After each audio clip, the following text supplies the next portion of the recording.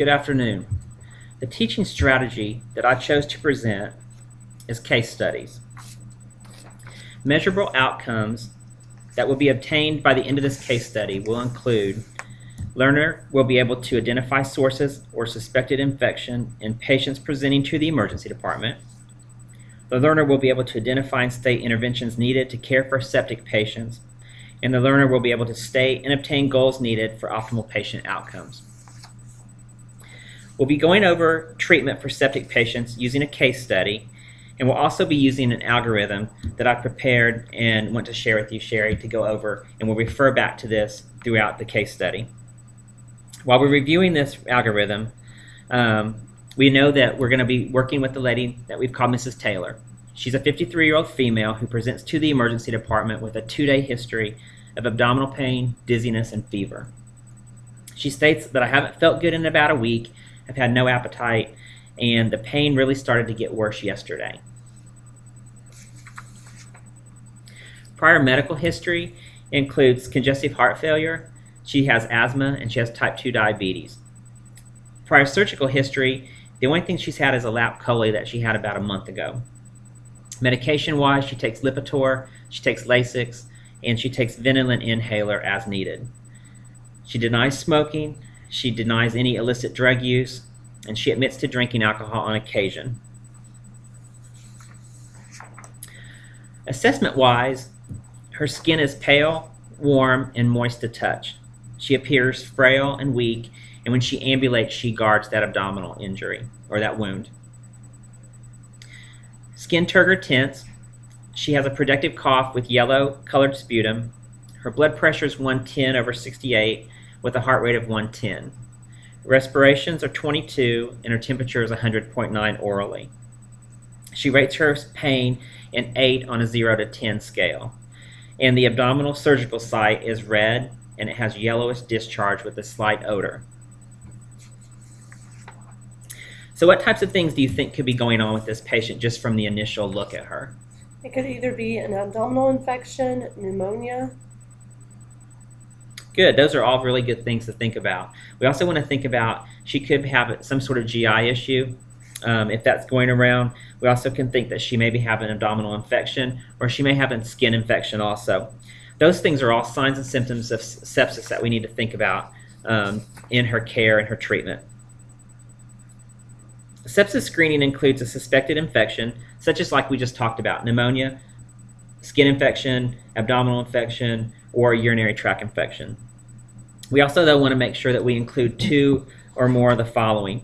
And so on our algorithm, we note that a heart rate over 90, systolic blood pressure under 90, or a MAP of under 65, a temperature less than 96.8 or over 100.5, and respiratory rate over 22.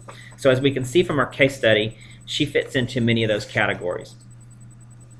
So what interventions would you suspect that may be needed on this patient? We needed to obtain IV access ×2, blood cultures ×2, go ahead and start saline, normal saline at 30 mLs per kilogram, and put her on a monitor.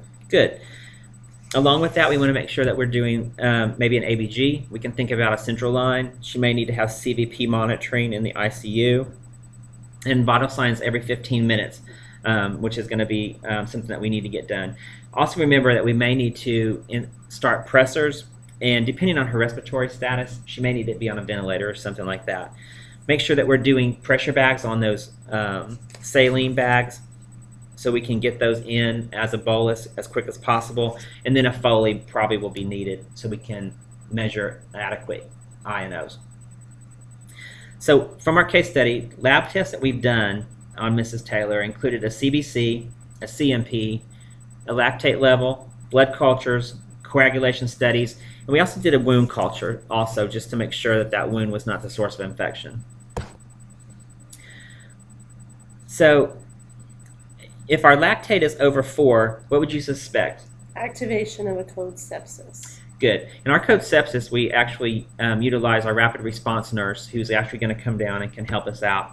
But with Mrs. Taylor, we find that her white blood cell count was 17,000, her lactate was 5.2, her hemoglobin and hematocrit were within normal limits, and we were still waiting on the results of the urine that we sent earlier.